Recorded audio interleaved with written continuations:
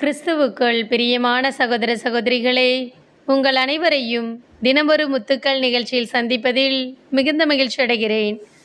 கடவுளின் திட்டம். ரோமையர் 8:28. கடவுளிடம் அன்பு கூர்பவர்களோடு, அதாவது அவரது திட்டத்திற்கேற்ப அழைக்கப்பட்டவர்களோடு, அவர்கள் நன்மைக்காகவே ஆவியார் அனைத்திலும் ஒத்துழைக்கிறார் என்பது நமக்கு தெரியும்.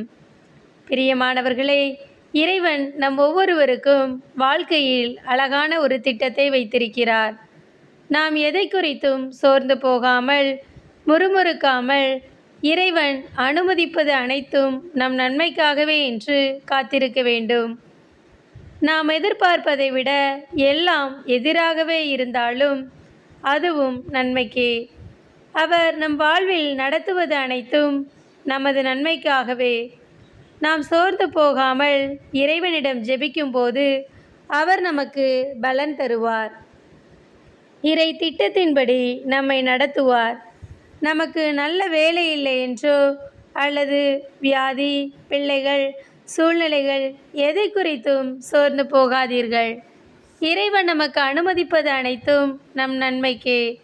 நம் வாழ்வில் இறை திட்டம் செயல்பட அனுமதிப்போம்.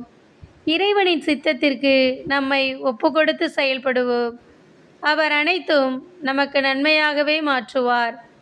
ஆரம்பம் அற்பமாயிருந்தாலும் முடிவு அதிசயமாய் மாற்றுவார்.